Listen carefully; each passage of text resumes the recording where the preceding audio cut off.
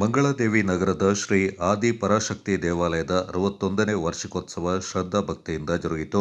April 23ರ ಗುರುವಾರದಂದು ವಿಶೇಷ ಪೂಜಾ ವಿಧಿವಿಧಾನಗಳೊಂದಿಗೆ ಆರಂಭಗೊಂಡ ಪೂಜಾ ಮಹೋತ್ಸವ ಮಂಗಳವಾರ ಮಹಾ ಮಂಗಳಾರತಿ, ಅನ್ನಪ್ರಸಾದ ವಿನಿಯೋಗದೊಂದಿಗೆ ಕೊನೆಗೊಂಡಿತು.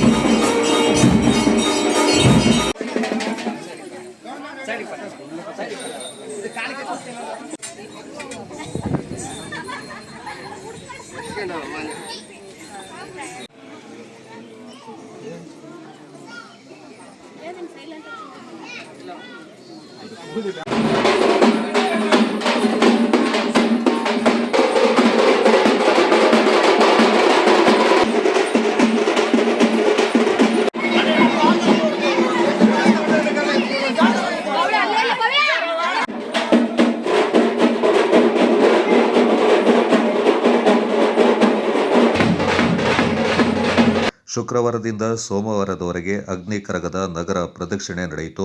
ಸೋಮವಾರ ಸಂಜೆ ನಗರದ ಪಂಪಿನ ಕೆರೆಯಿಂದ ಪಡಕಲಂ, ಹೂಕರಗ, ಅಗ್ನಿ ಕರಗದ ಸಹಿತ ವಿಶೇಷ ಅಲಂಕೃತ ಮಂಟಪದಲ್ಲಿ ಉತ್ಸವ ಮೂರ್ತಿಯ ಮೆರವಣಿಗೆ ವಿಜೃಂಭಣೆಯಿಂದ ನಡೆಯಿತು.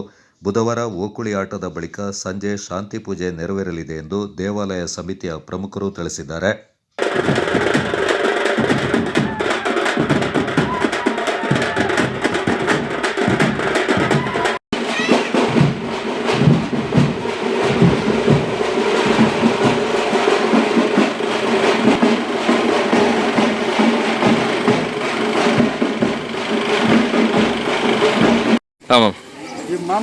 ನಮ್ಮ ಮಂಗಳಾದೇವಿ ನಗರದಲ್ಲಿ ಶ್ರೀ ಆದಿಪರಾಶಕ್ತಿ ಮುತ್ತುಮಾರಿಯಮ್ಮ ಅಂತೇಳಿ ದೇವರನ್ನು ಸುಮಾರು ಒಂದು 61 ವರ್ಷಗಳಿಂದ ಆಚರಿಸ್ತಾ ಬರ್ತಾ ಇದ್ದೀವಿ. ತುಂಬ ಶ್ರದ್ಧೆ ಭಕ್ತಿಯಿಂದ ಈ ಒಂದು ವಾರದಿಂದ ಹಬ್ಬ ನಡೀತಾ ಇದೆ. ಅಗ್ನಿಕರ ಮುನೇಶ್ವರ ಪೂಜೆಯಿಂದ ಶುರು ಮಾಡಿ ಅಲ್ಲಿಂದ ಮುತ್ತುಮಾರಿಯಮ್ಮ ಕರಗ, ಅಗ್ನಿ ಕರಗ ಎಲ್ಲ ಸ್ಥಾಪನೆ ಮಾಡಿ ಅಲ್ಲಿಂದ ಇವತ್ತು ಮಹಾಮಂಗಳಾರತಿ, ಅನ್ನದಾನ ಎಲ್ಲ ನಡೀತು. ಭಾಳ ಚೆನ್ನಾಗಿ ನಡೀತು. ಇದಕ್ಕಿಂತ ಹೆಚ್ಚಿನ ಮಟ್ಟದಲ್ಲಿ ಮಾಡಬೇಕಂತ ನಾವು ಇದ್ದೀವಿ. ಈ ಸಲ ಜೀರ್ಣೋದ್ಧಾರ ಮಾಡಬೇಕಂತಲೂ ಇದ್ದೀವಿ. ಎಲ್ಲರ ಸಹಕಾರ ಸಿಕ್ಕಿದೆ. ಪಟ್ಟಿಗೆರೆಯಿಂದ ವಿದ್ಯುತ್ ಮಂಟಪದೊಂದಿಗೆ ಕಳಸಗಳು, ಅಗ್ನಿ ಕರಗ, ಪಡಕಲಂ, ಕರಗ, ಹೂಕರಗ ಎಲ್ಲ ಮೆರವಣಿಗೆ ಬಂತು. ತುಂಬ ಶ್ರದ್ಧೆ ಭಕ್ತಿಯಿಂದ